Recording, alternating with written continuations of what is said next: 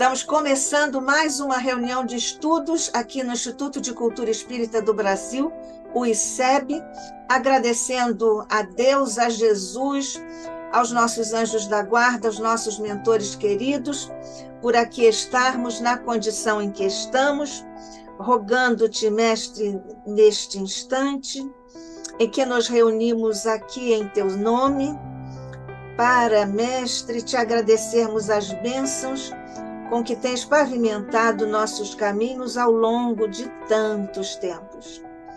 Nós te agradecemos, Mestre, pelas bênçãos que temos recebido aqui no Instituto, pelas bênçãos com que tens coroado os esforços de nossos mentores queridos, representados neste instante por nosso querido fundador Deolindo Amorim, o nosso querido presidente de honra, Jorge Andréa, e todos, Mestre, os demais, nesses abençoados corações representados neste instante, recebam por teu intermédio, Mestre, a nossa gratidão, a nossa admiração e o nosso compromisso de darmos o melhor que tivermos e que pudermos para a continuidade e a sustentabilidade do nosso querido ICEB.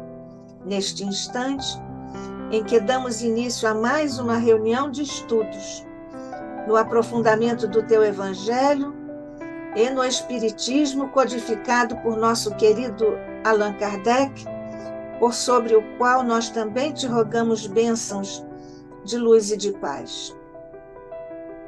O mesmo te rogamos, Jesus, por sobre o nosso querido irmão, amigo, companheiro Jorge Pio, que hoje nos traz mais uma contribuição especial, fruto de seus estudos e reflexões para o nosso ICEB. Paz e luz a todos nós, abençoa, Mestre, ainda todos os queridos irmãos que em ambos os planos de existência estão agora, neste instante, ligados a estes momentos de paz e de luz, com que abençoas a nossa reunião. Fica conosco, graças te damos, sob o olhar de Deus, nosso Pai.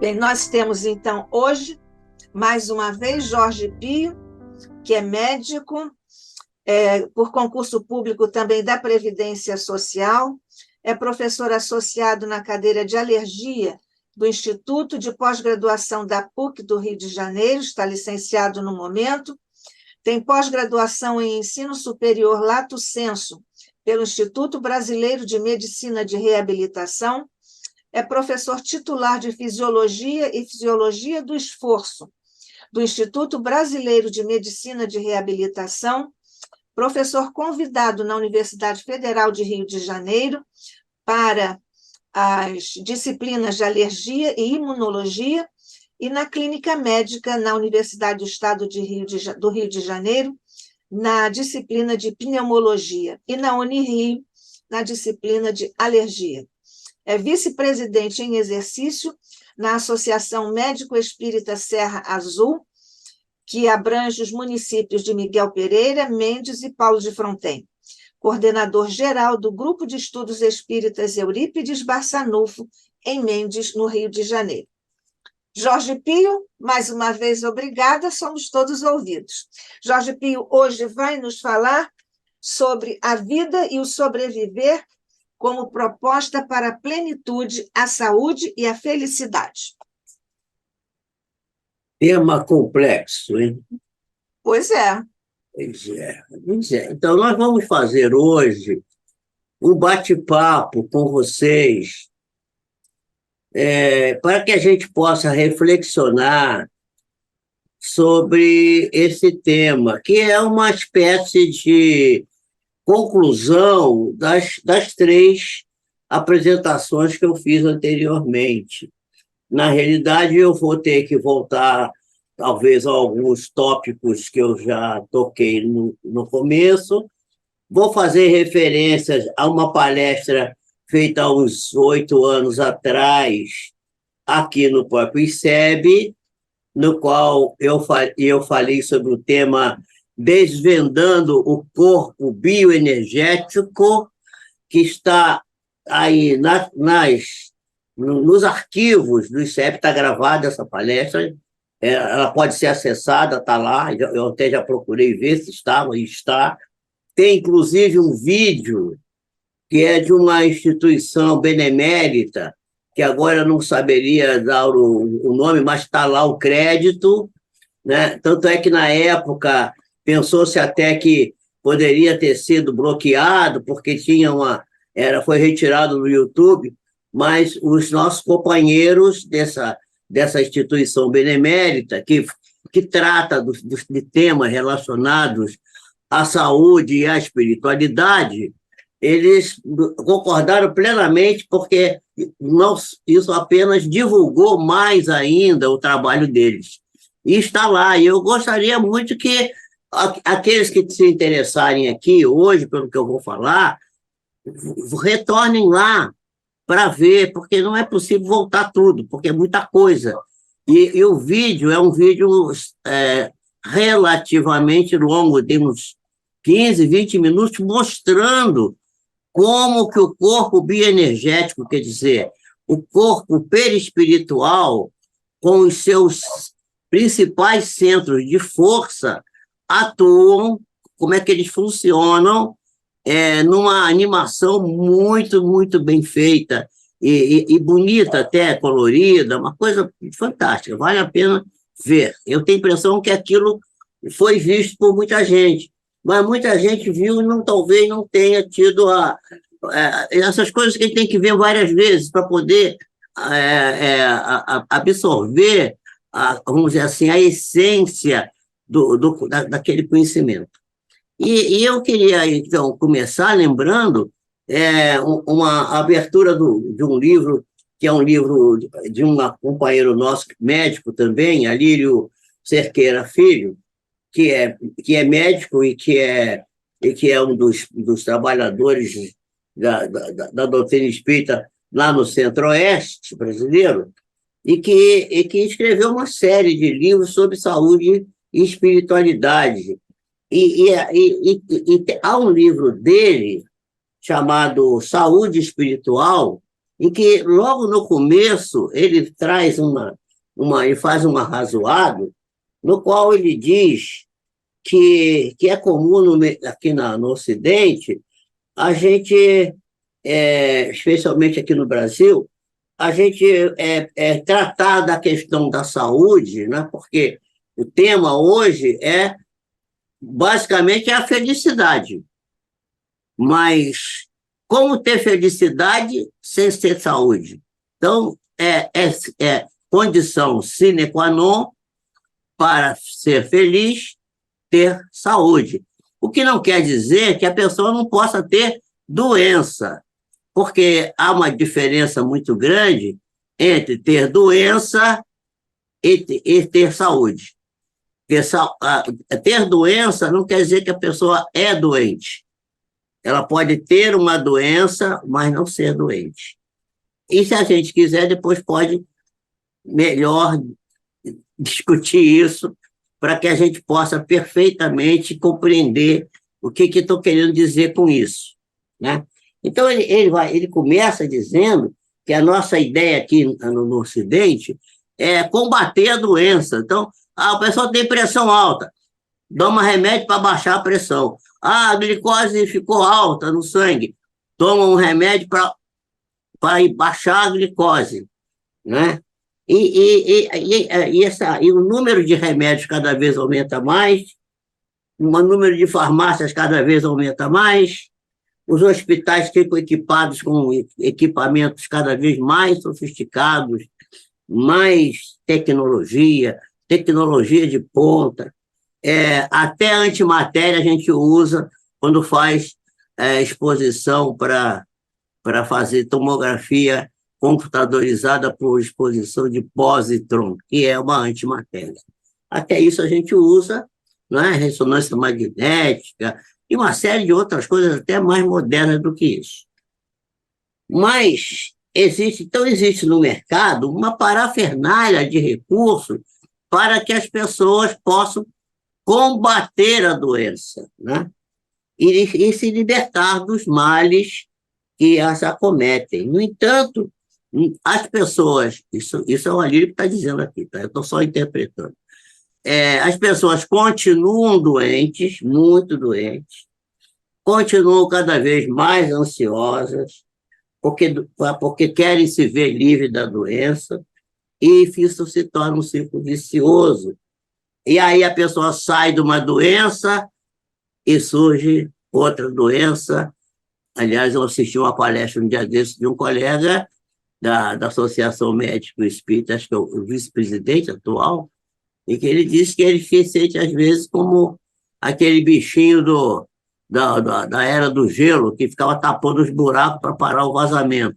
Porque ele opera o paciente, tira o tumor, e o tumor aparece em outro lugar. Porque a pessoa tirar a doença, como diz a Joana de Ângeles, não é cura, é recuperação.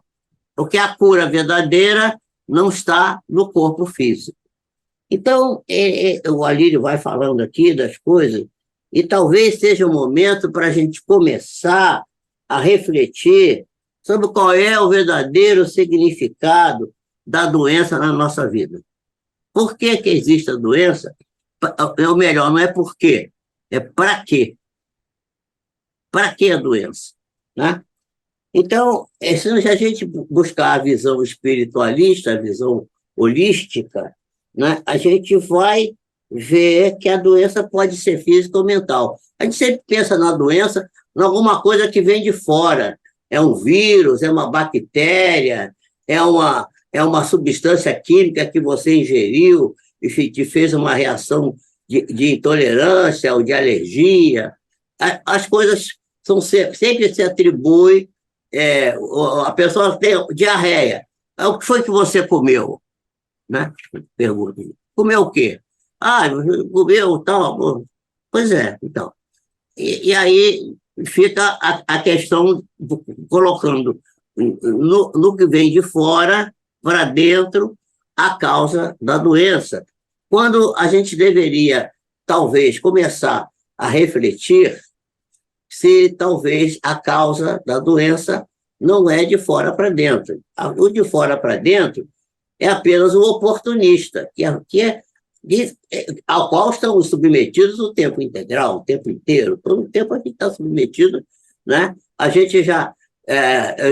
esse professor que eu citei aqui, a Láteri, né, antes de começar a fazer aqui a minha apresentação...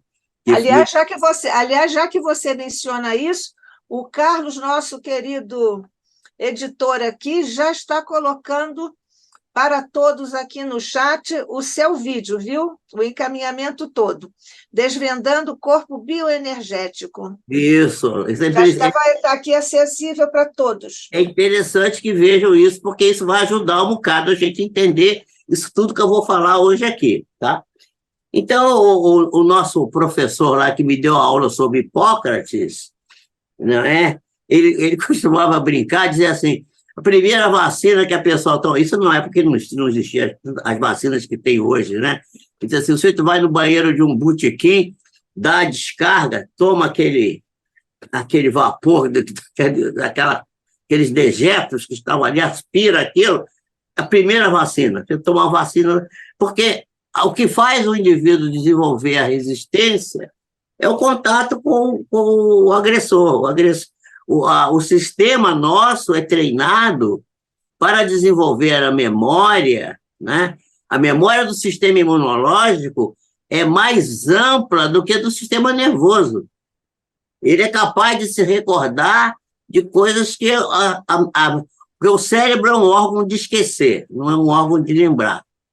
Mas a célula imunológica, o linfócito T, o linfócito B e o eixo BT, na sua função, eles têm a produção da célula K, que é uma célula de memória, que vai permitir que você não permita, por exemplo, que você tenha uma célula que se torne rebelde, né?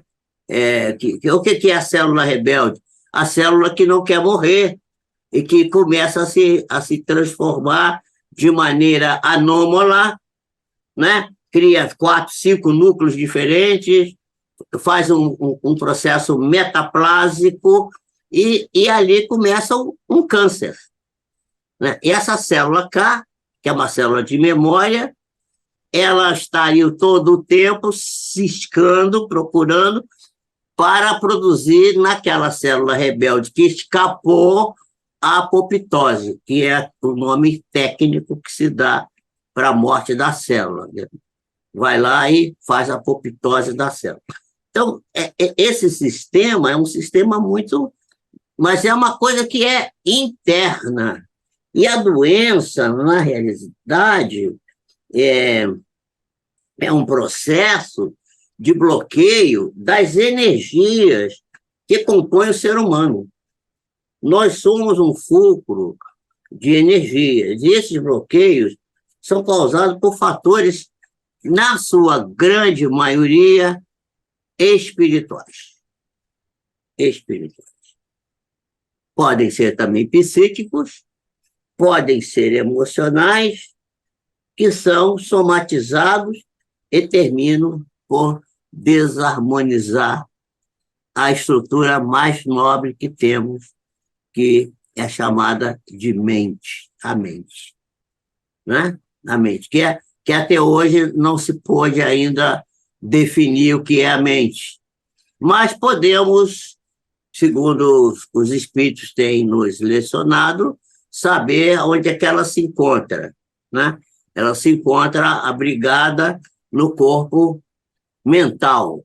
Isso a gente já sabe, né? O corpo mental, que é um dos corpos no qual se subdivide o corpo espiritual, o corpo glorioso, como chamou Paulo de Tarso, né? O corpo bioenergético, como a gente chamou nesse vídeo aí, que o Carlos está recuperando para a nossa alegria. Então, e aí, né?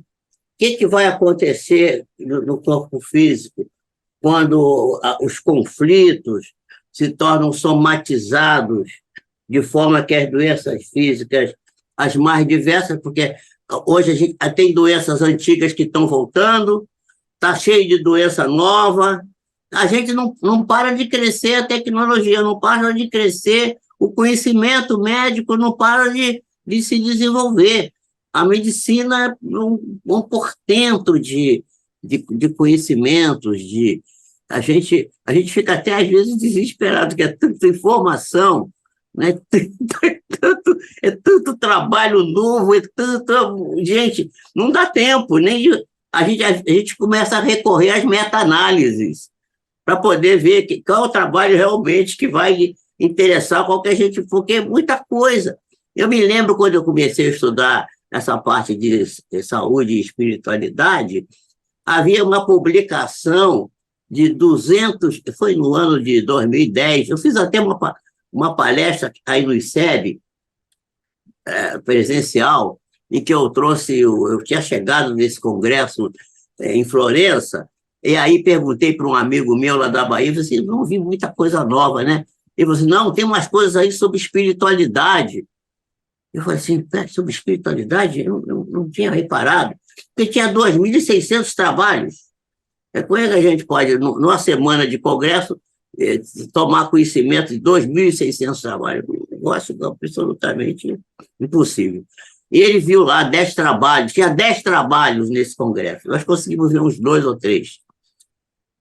Hoje, saem 300 mil por mês trabalhos sobre saúde e espiritualidade. 300 mil trabalhos por mês. É uma coisa assim, muitos deles não têm substância, mas tem muita coisa boa, muita coisa interessante. E a coisa caminha tanto nesse sentido que o Alírio Cerqueira Filho, dentro dessa ótica que ele coloca aqui, que que ele diz aqui que nós precisamos, que é fundamental, portanto, desenvolver uma nova postura em relação às doenças que nós possuímos e as doenças que os nossos pacientes se queixam delas, né?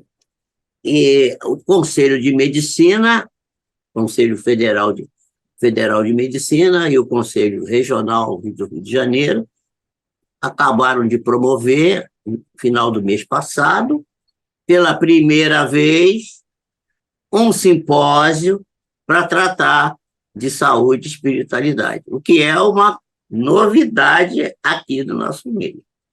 Ele não queria nem se ouvir falar nisso, né? Então, criou-se, inclusive, dentro do Conselho de Medicina, uma espécie de um comitê, né? No qual até o Paulo Frutuoso é um dos membros desse conselho. Tem membros das associações médicos espíritas também envolvidos lá, que estão vamos dizer assim, movimentando esse assunto dentro da instituição, vamos dizer assim, mais fechada que nós temos, porque é a instituição federal, quer dizer, que é uma paraestatal, não é? Uma instituição governamental que rege e controla a ação do médico. E você só pode ser médico, só pode exercer a medicina se você for registrado nesse conselho. E agora eles estão, inclusive, também exigindo, né, gradativa, ainda não é bem uma exigência, mas começa a ser uma espécie de consenso de que o médico especialista nessa ou naquela especialidade tem que fazer o registro do seu título de especialista, que chamam de RQE. Então, tem um RQE, número, que é o registro da sua especialidade. Além do CRM, você tem que também ter o RQE. Então, é uma instituição importante. Bom, visto isso, né? Então, essa ideia de que a doença é resultado de forças exteriores, sejam elas biológicas, vírus, bactérias, fungos, etc., ou coisas químicas, tais como poluentes, aditivos alimentares, pesticidas, diversos que também provocam, sim, doença, é claro que sim. Também alimentos, né? Enfim, vários elementos estranhos nos quais convivemos no mundo moderno. Há essa ideia. Essa crença, né, vai nos levar a acreditar que esses elementos, esses organismos, eles é que geram doença no nosso corpo físico. E as doenças emocionais, como é que são, né? Elas são vistas geralmente como resultado das pressões psicológicas, sociais externas, que geram o estresse. Aliás, vamos falar sobre estresse. Eu tenho visto muita gente falar de estresse aqui, uma das coisas que eu mais gosto de estudar, que mais estudei. Aliás, eu tive a oportunidade de receber da mão de um professor americano o livro do Staley, Stress, que eu tenho na minha biblioteca, o livro original dele, que é uma raridade, e que ele nunca disse que o estresse era uma coisa ruim. Pelo contrário, o livro todo fala que o estresse é uma coisa extremamente benéfica. E que o que ele chama de maléfico, já vou fazer aqui uma antecipação, dar um spoiler, né? É o destresse, que ele chama de distresse, que é o excesso de estresse, o estresse exagerado. Tá? Mas isso é outra história que depois nós vamos comentar. Então, sem sombra de dúvida, esses fatores são fatores importantes na gênese da doença, não tem dúvida. Especialmente aqueles de origem ambiental, né, como os poluentes, né, que estamos sujeitos, né, e que maltratam o nosso organismo de uma forma bastante séria.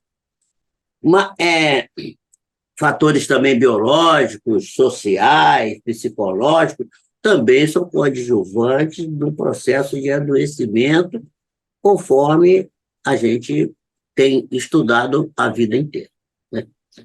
Bom, mas numa visão profunda, uma visão aprofundada, para quem já tem um conhecimento do que seja o corpo espiritual, tá? O corpo bioenergético, para quem já sabe que nós não somos um corpo, como diz Teilhard de Chardin, né? Não somos um ser material vivendo experiências espirituais, mas somos um ser espiritual, isto sim, vivendo experiências materiais. Os que já conhecem isso sabem que somos, então, uma alma, né? E a doença, portanto, é sempre um estágio final do desequilíbrio que começa no espírito que está doente e que todos nós ainda somos espíritos doentes. Se não fosse isso, não estaríamos aqui encarnados. O fato de estar encarnado no planeta de provas e expiações já é um atestado que nós próprios passamos para nós mesmos de que somos dependentes de correções. Precisamos acertar coisas que ainda não estão acertadas. Bom, na realidade, o que seria a doença, então, no dizer de Emmanuel, a doença ou melhor, a saúde, o que seria a saúde, né? Já que a doença não é provocada por meios externos, não é exclusivamente, não são os principais, o que é realmente a saúde? Emmanuel vai dizer para nós que a saúde é a harmonia da alma. Quando eu estou falando da harmonia da alma, eu estou me lembrando que nós somos um ser complexo, que, fazendo um resumo do resumo do resumo da nossa Constituição, nós podemos dizer que nós somos instinto, emoção e razão. Né? Nessa ordem, instinto, emoção e razão. Quando Emmanuel fala que a saúde é a harmonia da alma, ele está falando que para ter saúde, nós precisamos ter a harmonia desses três elementos, vamos dizer assim, bem reducionistas, porque é muito mais do que isso, mas esses três elementos. O instinto, que vem da nossa origem, da necessidade animal, que tínhamos de sobreviver e sermos egoístas, porque o animal ele tem que comer, ele tem que sobreviver, ele só mata porque ele tem fome. E se o outro animal vem participar com ele da comida, talvez ele lute com o outro para não... Se a comida for pouca, não der para todo mundo, ele vai tentar tirar o outro daquela condição. E aí nasce o egoísmo, a coisa do instinto. Mas o instinto, segundo vai dizer o Espírito Lázaro, lá no Evangelho segundo o Espiritismo, o instinto é a semente do sentimento. E o sentimento é a situação mais elevada do ser humano, no sentido mais superior, inclusive, à razão. Quando ele vai dizer que a doutrina de Jesus toda, completamente, é um hino de amor. E vai falar que, no princípio, nós temos instinto, depois nós temos sensações, depois nós temos sentimentos. Né? E o sentimento é a quintessência do nosso equilíbrio e está acima até mesmo da razão. embora saibamos, nós somos espíritas, a importância que o codificador deu para a razão. A razão é a fé raciocinada, a razão, ao crivo da razão para a análise das coisas, não sem nenhum desmerecimento para isso. Mas, quando a gente... É mais ou menos aquela história da conversinha dos espíritos superiores, estavam no plano espiritual, conversando, e dizendo assim, pois é, quando chegar num certo momento de processo evolutivo, praticar a caridade, que é fora da caridade não há salvação. A caridade é o principal elemento para a nossa salvação, para o nosso equilíbrio como um ser divino que somos, fomos criados, saímos da essência do Criador e temos íncito em nós essa luz divina que o Cristo todo o tempo falou, deixa brilhar a vossa luz. Que luz? Essa luz que é a luz interna, a luz crística, a luz divina que existe em cada um de nós. Né? Então, quando nós... o Lázaro, então, vai dizer, não é, que esse instinto é a verdadeira semente que vai servir para se transformar gradativamente através do processo evolutivo na razão e no sentimento, principalmente.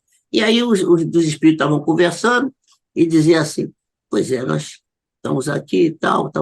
Aí passou um outro espírito mais jovem, estava ali já começando o seu periplo, e diz assim, onde você vai com tanta pressa? E aí o irmãozinho falou assim, eu estou indo praticar a caridade. Aí eram três, um olhou para o outro, era uma cara de estranheza. Ele falou assim, por que vocês não praticam a caridade? Aí os outros disseram, olha, nós já fizemos isso, mas hoje a gente não faz mais não, a gente ama.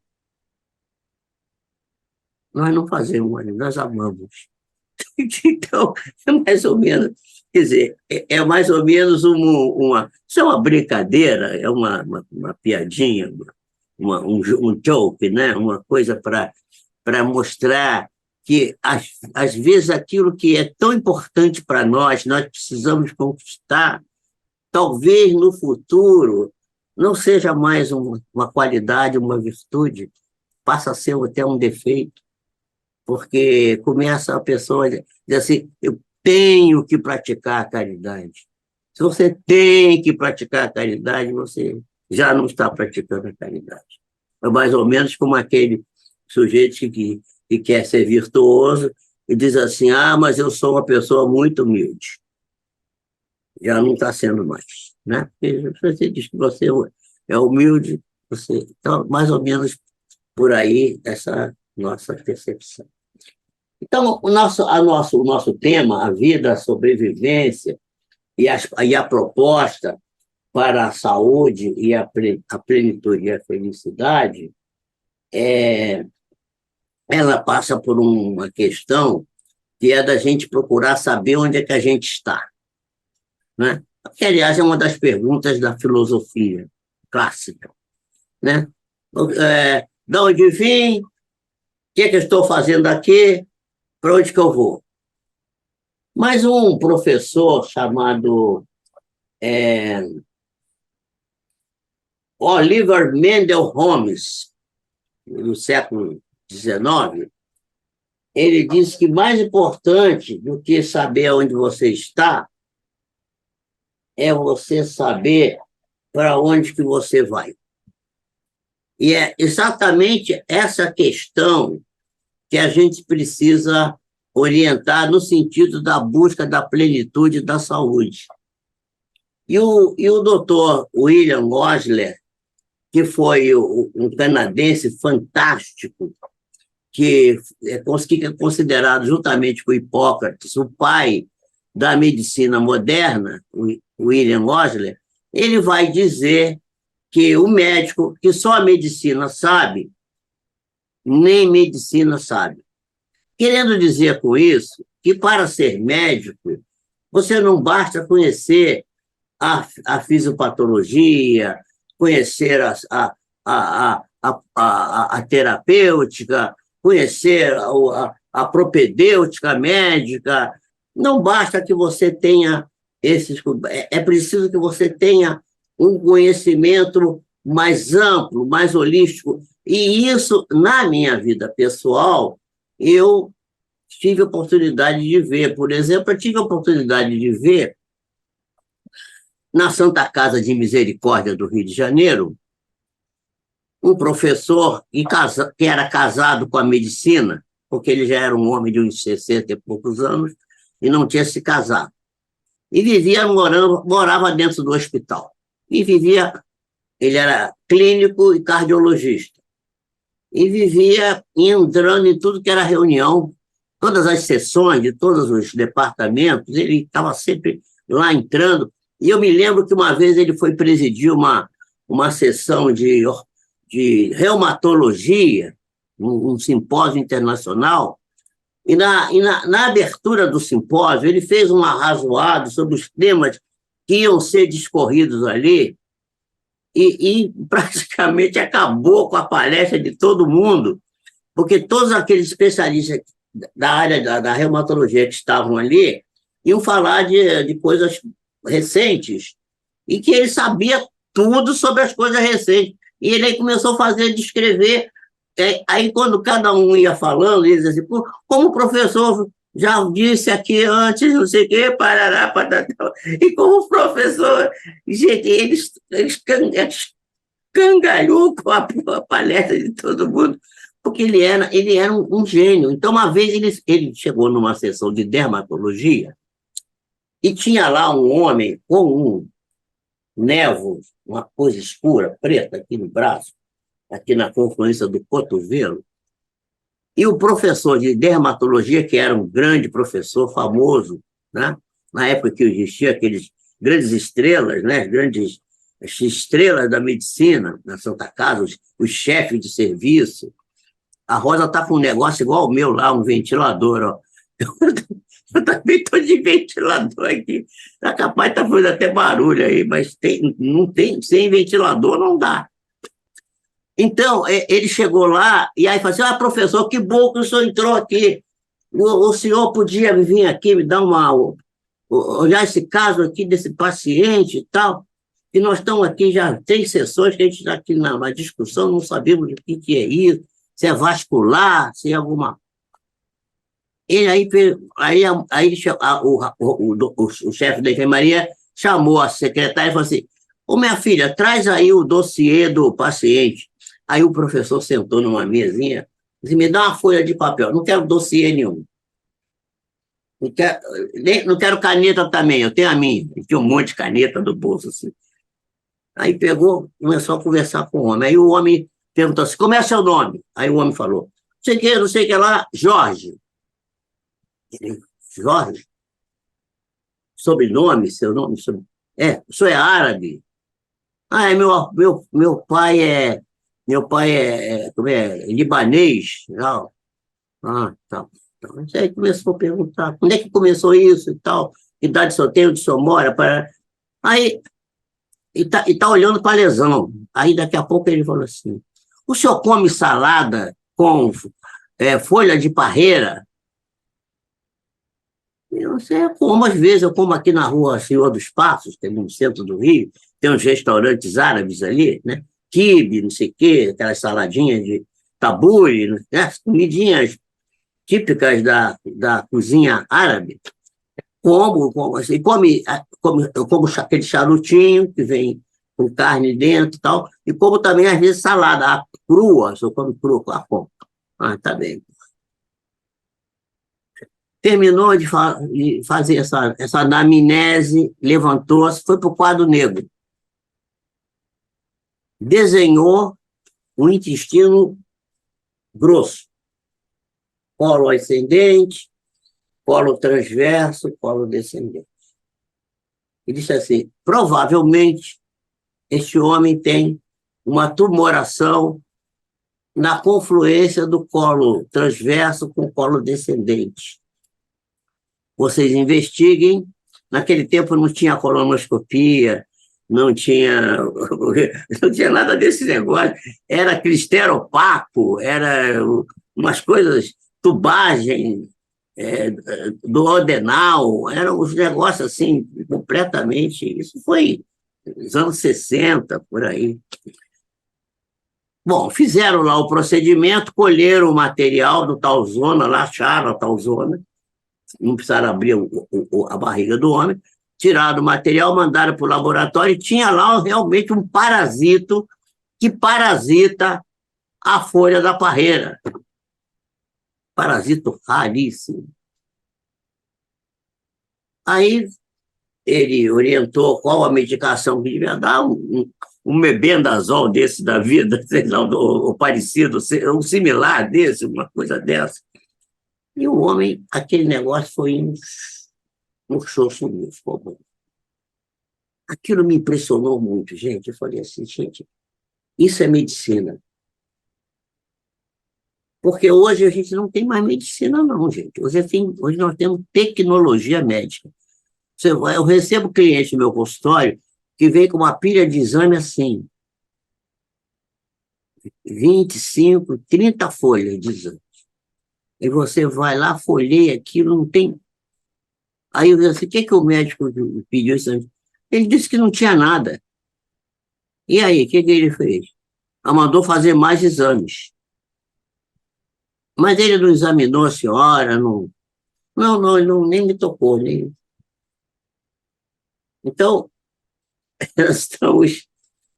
Eu que vi essa medicina assim, e essa coisa fantástica, não é?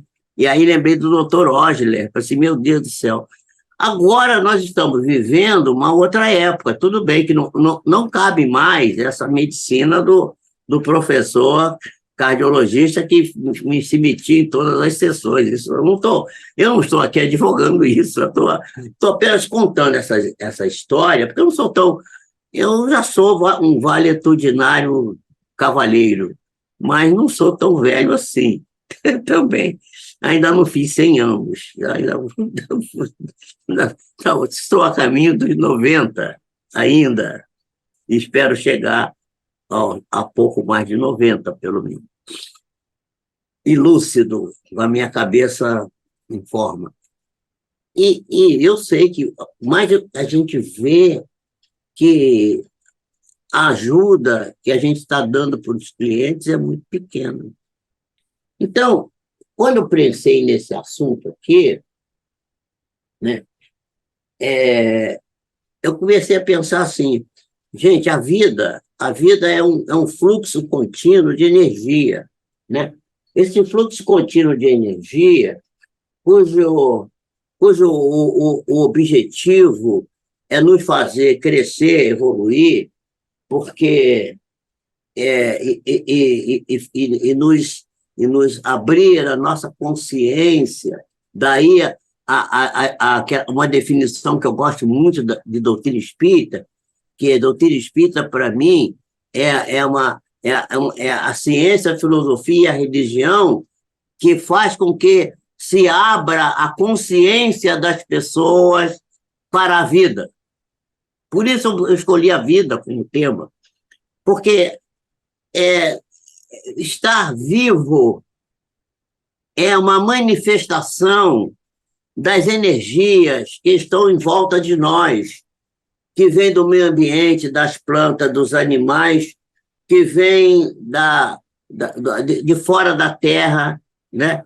Os raios extraterrestres que adentram o nosso sistema biológico e espiritual, e que se transformam em nós através dos centros de força, esses 7 centros de força que a gente conhece, que estão lá na tal palestra, que nos remete a esse equilíbrio necessário para que possamos nos sentir plenos e construtivos.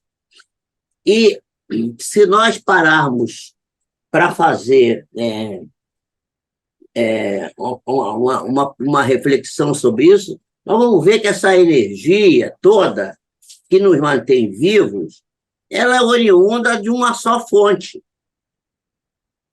que é o Criador, que se manifesta através do fluido cósmico universal e se transforma no fluido que é característico do nosso planeta. Né? Então, para atingir esse objetivo, nós precisamos trilhar um caminho que se constrói de uma maneira simples, caminhando. Porque não tem caminho, caminho é Jesus. E Jesus disse, eu sou o caminho.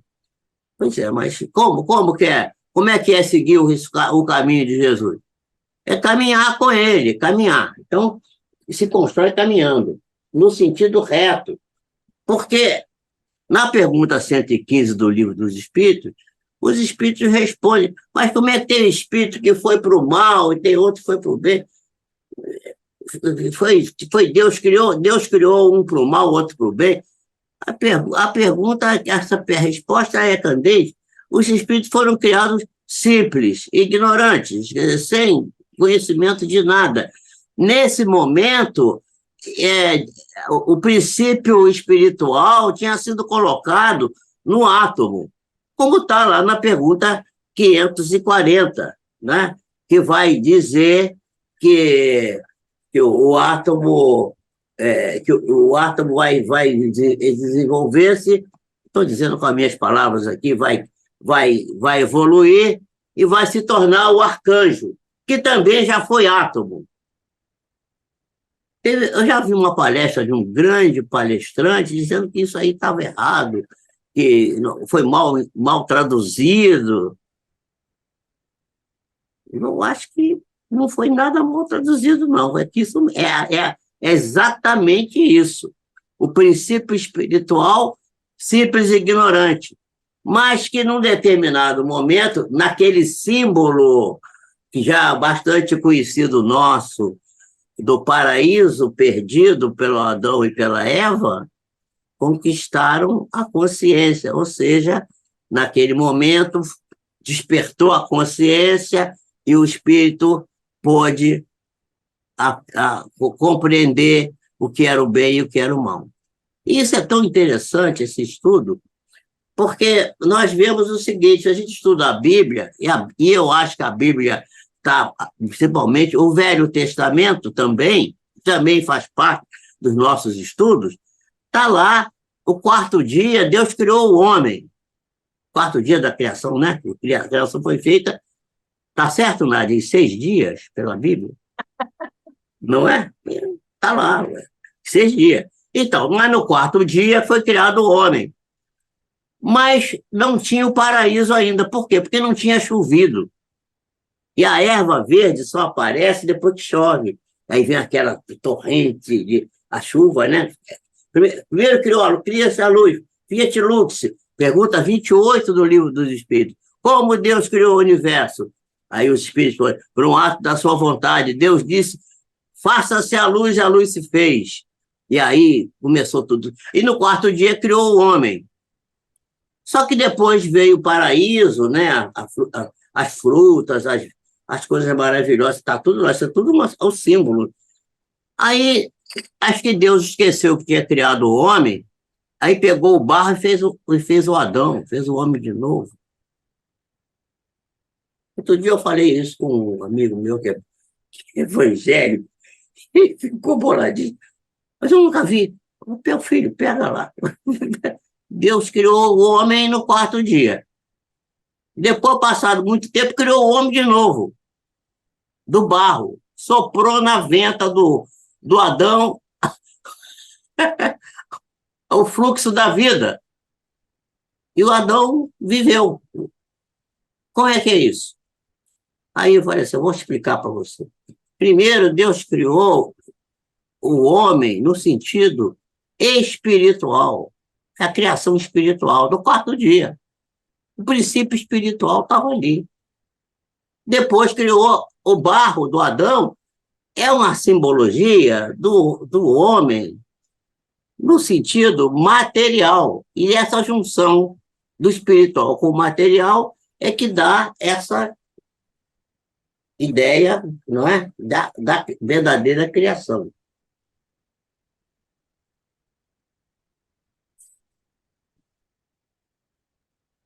Mas, para que a gente seja feliz, vamos lembrar de um ateniense que não nasceu em Atenas.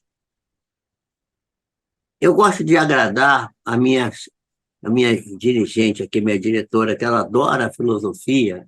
Então, de vez em quando, eu trago umas coisas assim para o deleite dela, sabe? Ela gosta. Olha só, olha o sorriso dela, que maravilha. Olha ali. Pois é, esse ateniense, ele se dizia ateniense, mas ele não nasceu em Atenas, ele nasceu em Samos. Quem foi? O ateniense que nasceu em Samos. Ele não nasceu em Atenas, né? Ele nasceu no ano 341, não é? E, e foi discípulo da sabedoria de Demócrito. Demócrito de Abdera, o homem que criou o átomo, né? Século IV a.C. Então, esse homem, né, fantástico, chamado Epícoro, escreveu muita coisa, mas a literatura que Epicuro escreveu se perdeu quase tudo. Mas salvou-se uma carta que ele escreveu a. Ele escreveu a alguém, que agora não me lembro para quem que ele escreveu, que é a carta que ele atribuiu a Meneceu. Foi a Meneceu que ele escreveu uma carta. Aliás, tem um livro chamado Carta da Felicidade a Meneceu, que é essa carta, na qual eu não vou ler a carta toda, porque a carta é grande, mas eu vou fazer um resumo aqui. Porque a gente tem uma ideia do nosso querido Epícoro, pelo aquilo que se fala de epicurismo. E as pessoas acham que epicurismo é o cara viver comendo bastante, bebendo, vestindo boas roupas, andando no carro alinhado e tal. É um epicurista. Negativo, o Epicuro não ensinou nada disso. Quem fala isso nunca leu filosofia, nem nunca leu a vida do Epicuro. O Epicuro era um homem extremamente limitado de modos da sua vida. Ele comia azeitonas e algumas frutinhas que ele plantava na sua, assim como tinha a academia dos outros filósofos e tal, ele tinha o jardim, né? E lá no jardim dele ele plantava uma sua ervinha, e ele comia azeitonas e algumas ervas. E tem uma carta dele para um amigo dele, dizendo assim: Fulano, por favor, quando você puder, manda um pedacinho de queijo para eu poder me regalar. Quer dizer, um pedacinho de queijo para se regalar. Ele comia frugalmente. E ele tinha, então, três elementos que ele traz como elemento para a realização do ser como um ser feliz, um ser pleno, um ser que consiga atingir a plenitude, né? Então, ele vai dizer que a primeira coisa que você deveria fazer é cultuar a filosofia. Claro, e quem cultua a filosofia estabelece dentro do seu coração a calma, a tranquilidade. Porque o filósofo é aquele indivíduo que... Não estou falando do filósofo, aquele que constrói a filosofia. Eu tenho uma concepção de cientista e de filósofo diferente. Eu digo, eu sou o filósofo e o cientista consumidor. Eu vivo consumindo aquilo que os grandes mestres me oferecem. E eu não construo nada, mas aquilo de bom que me oferece, eu procuro aproveitar. Então, o Epicuro vai dizer, primeira coisa, cultuar a filosofia.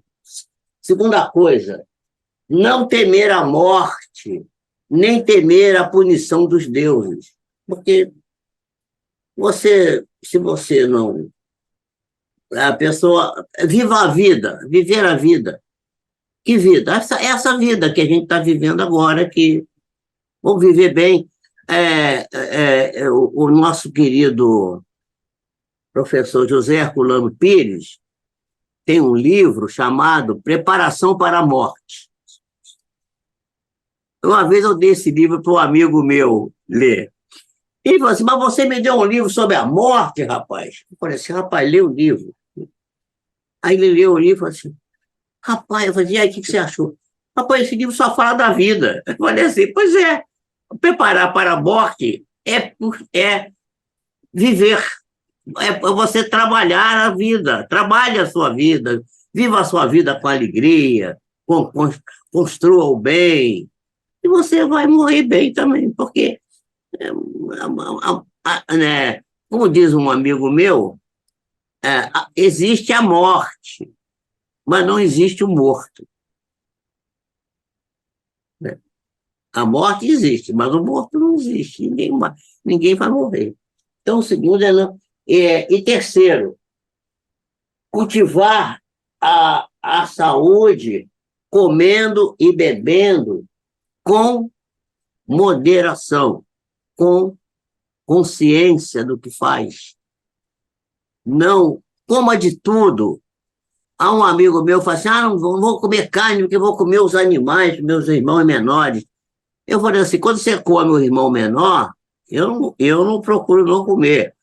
Mas, se você comer, você atraiu ele para o seu universo, a célula dele que você ingeriu passou a constituir a sua própria estrutura. E vai, como diz o Emmanuel, que as nossas células são inteligentes e educáveis, essa célula que veio de fora para dentro vai também aprender com você, se você souber pregar o reino de Deus para as suas células. E ela vai fazer parte do seu patrimônio. E no outro momento, quando ela sair do seu corpo e for fazer parte de um outro corpo, porque isso é inexorável, é da vida, ela já vai estar com uma outra experiência, né? Uma experiência consciencial. Eu acho que eu estou falando um negócio meio complicado, né? Tá bom, tá bom. Consciencial para a célula. Eu não estou querendo criar nenhuma polêmica, nenhuma, mas isso é verdade. A célula tem consciência, gente. Os átomos têm consciência. Não é protoconsciência. Pronto. O doutor Jorge Andréa, ele falava um negócio que eu morria de rir. Ele disse que uma vez ele foi falar que os animais tinham espírito. E ele foi quase pelejar o Jorge André. Aí o Jorge André era muito... a cabeça, a inteligência... Ele assim, não, gente, você não precisa ficar preocupado. É um espiritoide. Não é bem o espírito, é um espiritoide, pronto. Aí, bom, então tá bem, então pode, porque senão... Essas coisas, sabe? Porque voltamos na pergunta 540. Né? Tudo se encadeia, tudo está ligado, né? Não tem como não ser assim. E o Epícoro tem uma outra coisa que ele fala, quer dizer, o epicurismo do Epícoro não tem nada a ver com o epicurismo dessas pessoas que eu falei antes, né? Ele orienta a vida para um ascetismo quase monástico, né? E ele dá uma ideia de que a pessoa tem que ser independente, a independência de ideias e a independência, vamos chamar assim, financeira, quer dizer, não ser pesado para ninguém. Você ter o seu salário, ter o seu trabalho, você se esforça, você se dedica, você vive do seu esforço pessoal, né? Mesmo quando você está muito doente, está muito caído, haja vista alguns exemplos que nós temos, inclusive da doutrina espírita, de irmãos que eram absolutamente inválidos, cegos, estropiados, presos a uma cama, não é? E que eram absolutamente produtivos. Né? Temos vários exemplos. Não vou citar eles aqui agora.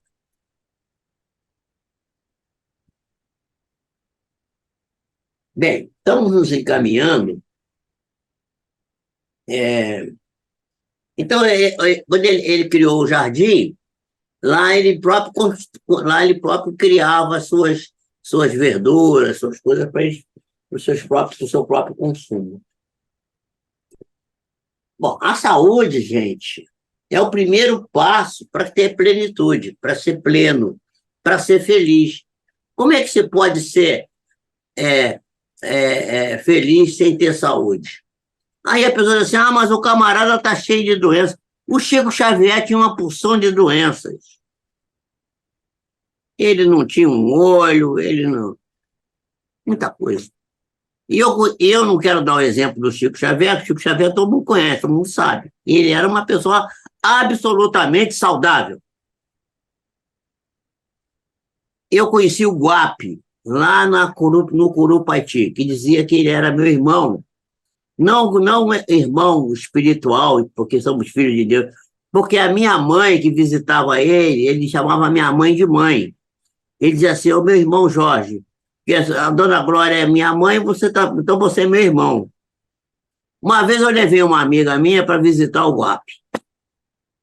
Aí, o Guape não tinha uma perna de um lado, não tinha um pé do outro lado, não tinha os 4 dedos numa das mãos, na outra mão só tinha o polegar, cego, não tinha um dente na boca, olhando para ele assim, uma figura grotesca, digamos assim. Aí ele começava a recitar e a cantar. E aí começava a beleza do Guape a se manifestar naquela figura grotesca que ia se transformando numa verdadeira beleza inexplicável. E quando a minha amiga saiu de lá, ela falou, ela chorando, do lado de fora, falou assim, gente, eu vou ter vergonha de dizer que eu tenho dor de cabeça. Porque esse homem, desse jeito, ele está feliz, ele está alegre, satisfeito, ele canta, ele diz poesias, ele está sempre rindo, está sempre alegre, satisfeito. Esses são exemplos. Eu que estou citando esse porque é um exemplo que ninguém conhece praticamente, é um exemplo meu, da minha experiência, mas provavelmente vocês têm os da vossa experiência. Mas nós vamos lembrar juntos o grande Amazona Hércules. Assim, eu não quero falar. Eu não quero falar. Jesus Gonçalves. Eu não quero falar do Amazonas, porque o Amazonas era meu cliente, ele tinha asma, era meu cliente. E eu cuidei dele muito tempo. Você sabia disso? Não.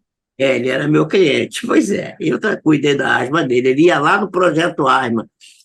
Fui lá várias vezes. No Grande Amazonas, o Amazonas eu estou citando o Guape porque era um desconhecido, mas... É fora da curva, o Amazonas. Fora da curva, o Gerson Gonçalves... Fora da curva. O Gerson Gonçalves tem um fato do Divaldo Franco, você deve conhecer, que ele apareceu para o Divaldo. Você sabe, conhece essa história? Não sei, acho que não. Ele manifestou para o Divaldo, apareceu, porque o Divaldo vê, né, o espírito, mas apareceu leproso, andrajoso, e o Divaldo achou que era um obsessor. O Divaldo ficou meio assim. Aí ele falou assim, não sou obsessor, não, eu sou fulano, deu o nome. Aí disse para ele assim, você é o Gerson Gonçalves, mas você é um espírito que você foi tão fantástico, você está ainda desse jeito assim?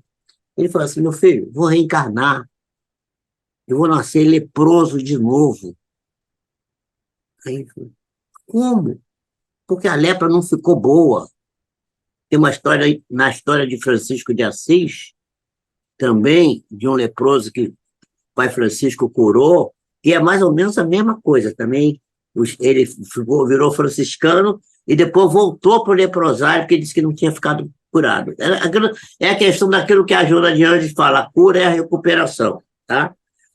Bom, aí o Jesus falou assim, eu vim aqui para te dar um recado. Toda vez que você for dar palestra no interior, numa cidade pequena, procura ver onde tem um leprosário e vá lá visitar. Aí o Divaldo virou-se para ele e falou assim, Deus me livre, eu tenho pavor dessa doença, eu não vou de jeito nenhum. Aí o Jesus falou para ele assim, você vá lá, porque senão você vai para lá. Vá lá, senão você vai para lá. E aí o Divaldo começou, todo lugar que ele vai, ele procura saber onde tem um ancianato, ele vai lá visitar, ficar, conviver com aquelas criaturas maravilhosas com as quais eu convivi também. Aprendi Ô Jorge, muito. ô Fala. Jorge, o nosso Carlos está colocando aqui no chat, lembrando uma figura também maravilhosa, o Aurino Costa, que fundou a Sim, sim. grande ação cristã Vicente Moretti. Moretti, isso. Que a qual eu sou colaborador de lá.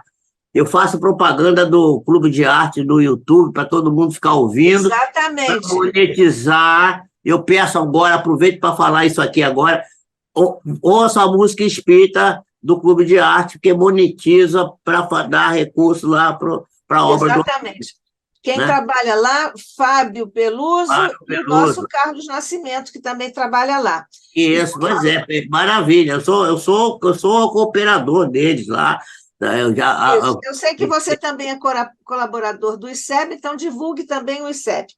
Olha só, pelo YouTube, nós estamos. A Neide Ferreira está cumprimentando, a Maria das Graças Cunha Santos também está cumprimentando, ela é de Mendes, viu?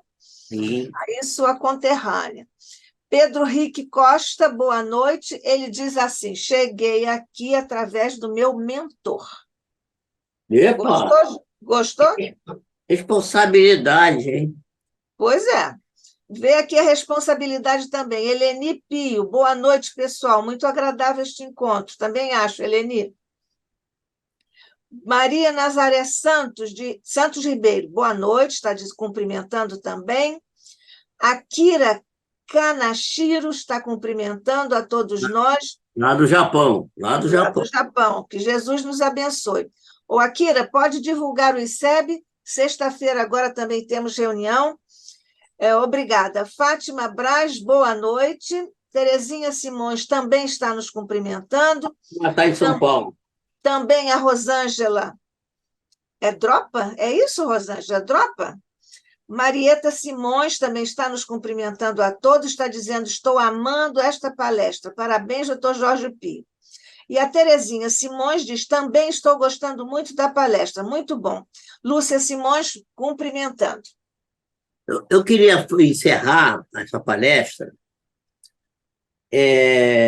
Eu já pedi para se remontarem lá, buscarem lá o vídeo da bioinformação. O Não é? Carlos já postou aqui, vamos renovar aqui. Isso. Está postado aqui, você vai lá e vê. Então, a bioinformação desvendando o corpo bioenergético. Mas eu queria falar sobre o primeiro centro de força, para encerrar, porque como o Espírito Lázaro, no capítulo 11, o item 8 do Evangelho, vai nos remeter à ideia de que o instinto é a raiz, é a semente para a construção do bem maior que precisamos encontrar, para encontrar a felicidade, a saúde e a plenitude, que é o amor único de Deus. Essa é o objetivo nosso. Então, eu queria falar, porque o primeiro chakra, que é o chakra raiz, está lá no cóccix, lá embaixo, representação anatômica dele, está lá, né? O centro de força ou chakra, como se fala em sânscrito, eu não gosto de usar essa terminologia, mas ela é boa porque ela dá a ideia da roda, do giro, né? Da coisa que gira. E o giro pode ser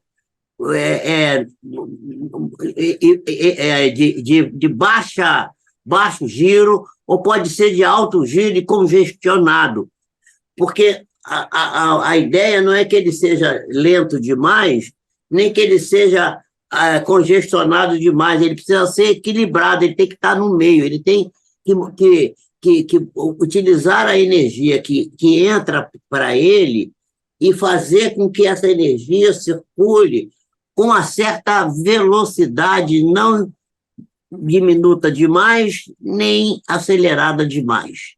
Porque acelerada demais gera congestão e de menos ela gera a problemática que é a chamada hipoatividade. E a hipoatividade conduz para a insegurança, conduz para o medo excessivo. O medo excessivo, ele é uma alteração da energia do chakra básico. Por quê? Porque o chakra básico, a função essencial dele é a segurança. E a segurança nossa, enquanto espíritos encarnados no planeta Terra, significa estar com os pés no chão. Eu tenho uma história de um sujeito que é piloto de Boeing, que é meu amigo, e que tem pavor de altura. Eu disse, mas como é que você pode ser piloto de Boeing 10 mil pés, 12 mil pés, 30 mil pés de altura? Ah, mas lá eu estou com o pé no chão do avião. E para mim é como se eu estivesse aqui na Terra.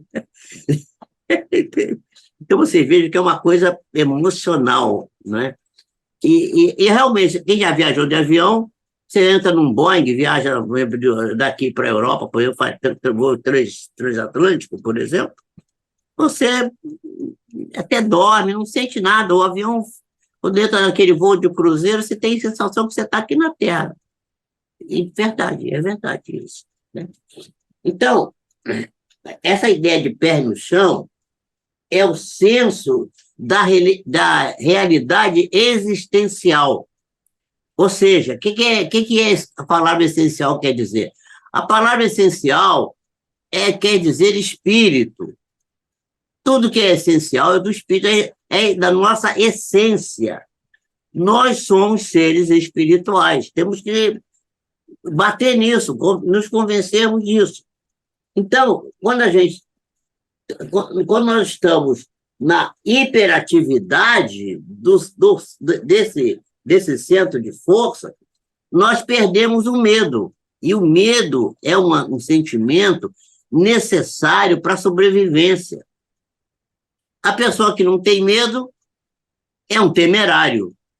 Então, hoje, por exemplo, nós estamos vivendo uma época que as pessoas querem saltar não sei da onde, querem pular de asa delta, querem saltar de, sei lá, de não sei da onde, fazer esportes radicais, que é uma alteração, isto é uma alteração desse centro de força, que leva a pessoa à temeridade, e às vezes com péssimo resultado, inclusive com óbito, né?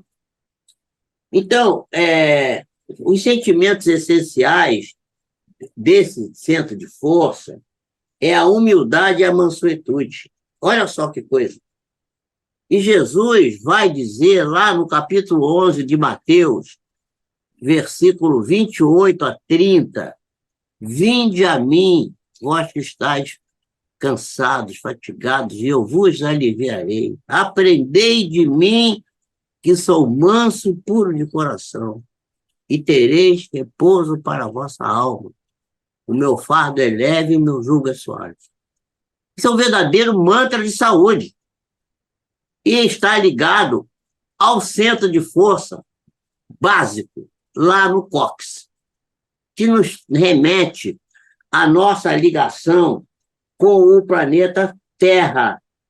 E os vícios morais que são a desregulação desse centro, é o orgulho, a rebeldia, que são os geradores mais frequentes das problemáticas que vivemos, que temos. Não se fosse o nosso egocentrismo, o nosso orgulho, a nossa vaidade, nós nos forraríamos de muitas dificuldades que encontramos no caminho. Então, o básico desse centro é o contato com a Terra e a necessidade que temos de estarmos em contato com o fluxo eletromagnético telúrico, o fluxo eletromagnético da Terra. Isso tanto é verdade que esse centro é um centro de um instinto, do instinto primário, do instinto mais primário de sobrevivência, não é? Que marca bem o instinto de conservação, porque é a preservação da vida, qualquer coisa que bote em risco. O Bruce Lipton faz um estudo mostrando as bactérias, quando ele botava alimento, as bactérias corriam para o alimento. Quando ele botava um veneno dentro da cultura de células, as células fugiam. Quer dizer, as próprias células individuais, as células primitivas, elas têm um senso de conservação da vida e da espécie. E isso está em nós. E esse estudo é muito interessante, porque ele foi feito na NASA, até por uma médica brasileira, que era médica da NASA. E ela descobriu que quase todos os astronautas que saíam da influência da gravitação terrestre iam por exemplo, foram para a Lua, foram para regiões mais afastadas do magnetismo terrestre, voltaram completamente vulneráveis de uma coisa chamado de sentimento de invulnerabilidade. Vou explicar isso.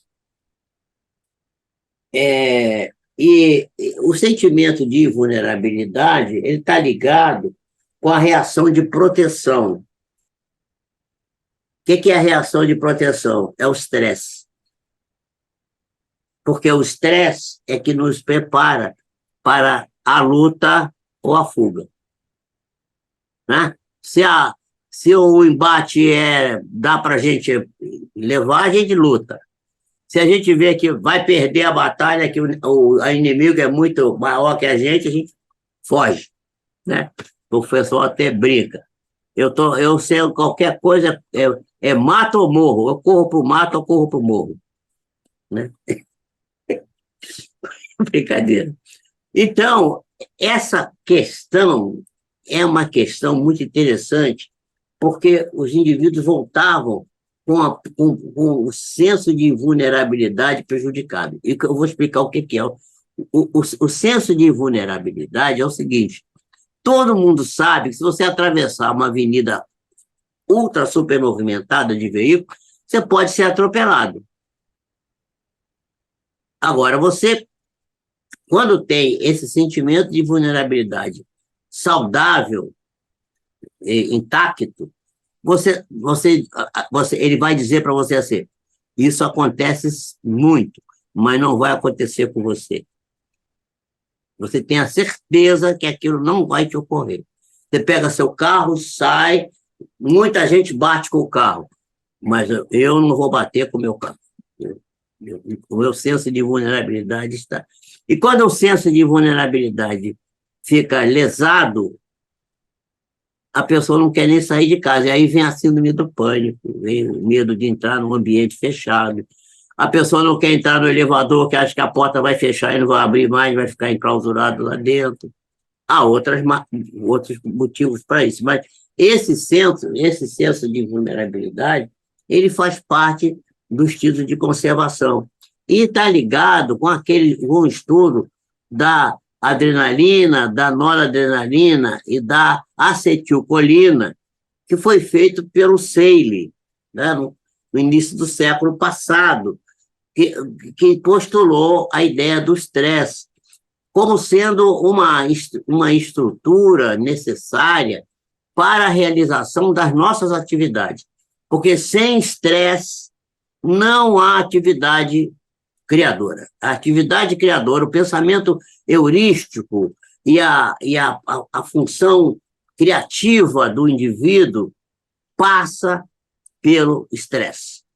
E, certa vez, um grande ator, já entrado nos anos, foi perguntado se ele, quando estreava, ainda ficava nervoso. Ele virou-se e falou assim: se eu não ficar, não sai bom. Porque é o estresse que dá a você a condição de fazer o seu trabalho bem feito. Por isso que eu estou fazendo isso aqui agora, eu estou super estressado. Mas o estresse saudável, a adrenalina, né, a acetilcolina, o cortisol, que abre a nossa mente e nos faz recordar as coisas, a nossa memória fica mais fluida, nossos pelos se eriçam, a nossa pele fica mais escorregadia. Isso faz parte do mecanismo fisiológico da vida. E a gente precisa ter um pouco de comedimento quando fala mal do estresse. Eu fico meio triste quando vejo pessoas, não, porque o estresse, não sei o quê, tem... Não. A pessoa está falando do distresse. Quem criou esse nome foi Seligman. Ele é o criador disso. Ele é um estudioso que tratou disso. Eu vou propor para o ano que vem, quando eu tiver a oportunidade de voltar aqui, eu vou fazer um estudo aqui desses centros de força do estresse em conjunção com as parábolas de Jesus, especialmente a parábola dos dois irmãos, que eu já apresentei um pedacinho aqui, uma nuancezinha uma vez aqui, não deu muito tempo, eu apresentei aqui, mostrando como que isso está relacionado com a psicologia transpessoal da Joana de Ângeles hoje, como os estudos do próprio Freud e do Jung se relacionam com essa questão dos centros de força, os meridianos. E isso é um estudo avançado da espiritualidade para o nosso conhecimento e que possa servir na prática para nós nos sentirmos bem. Eu, com toda a modéstia, você sabe que eu não sou uma pessoa... Eu sou meio metidinho, sim, mas não demais, né? Isso tudo que eu estou falando aqui, meus amigos, não é que eu li, que eu estudei. Eu tenho vivido isso. E eu tenho várias doenças, mas eu não sou doente. E me sinto pleno e sinto feliz. Um beijo para vocês. Beijo para você também, Jorge. Muito obrigada. O ICEB agradece mais uma brincadeira sua aqui conosco e mais uma exposição sua planificada de depoimentos, de experiência que você traz com a autoridade da vivência. Essa é a coisa talvez mais importante que nós temos a fazer no nosso ofício, seja ele qual for. Então, Deus te abençoe, muito obrigada. Gostamos muito do seu tema para o próxima etapa do ICEB, a programação de 2024. Isso, eu quero falar sobre as parábolas de Jesus e os centros de força. Eu vou fazer um tema. Pronto, já vou anotar, mas depois...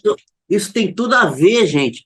E se a gente aprender isso, até quem que é médico vai poder entender a doença do cliente melhor. Porque você pode fazer, né? Por exemplo, a Rosa, por exemplo, que trabalha, né, fazendo cariotipo, né? Vai fazer lá, vai ver lá a alteração, né? Ela vai ver. e vai ver que aquilo tem tudo a ver com o comportamento daquela pessoa.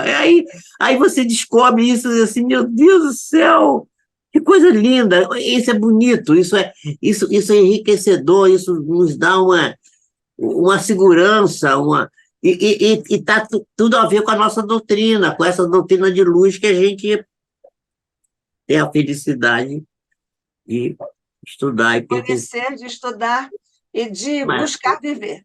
é maravilhoso, é maravilhoso. Isso aqui, olha, eu vou falar uma coisa. Outro dia me perguntaram se eu era médico espírita. Eu falei assim, não sou médico espírita. Eu sou espírita e sou médico. Só que médico eu estou, espírita eu sou. Muito bem.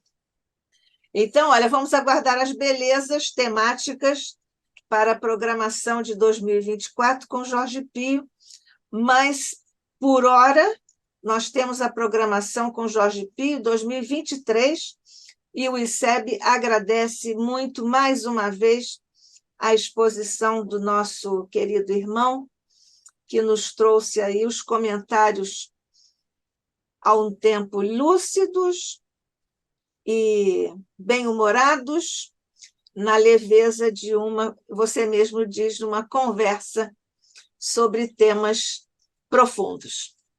Que Deus te abençoe, meu irmão. Deus te abençoe e recebe e agradece. A melhor coisa que tem é conversar. Conversar é muito bom. É verdade, é verdade. Tá faltando isso, né? Você vendo. Está faltando isso, as pessoas vão para o restaurante com o celular, Exatamente. Na mesa do jantar, estão mexendo no celular.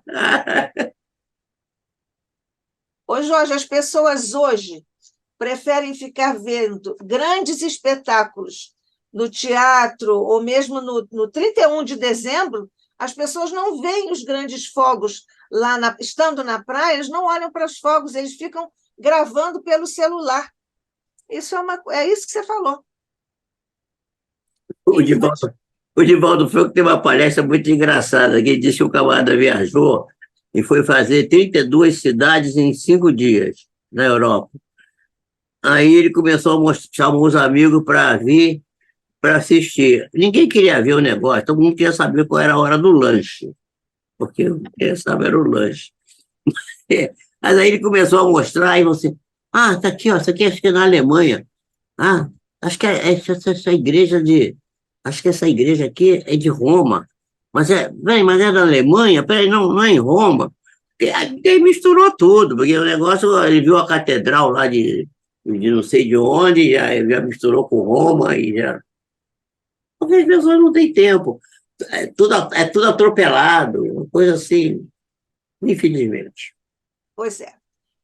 E Mas a aqui medicina, nós estamos atropelados. e a medicina, infelizmente, também está padecendo disso. Infelizmente. Muito bem. Então, vamos agradecer a nossa reunião de hoje. Vamos orar com nossa Rosa Rita Martins, acompanhando o coração dessa nossa querida irmã.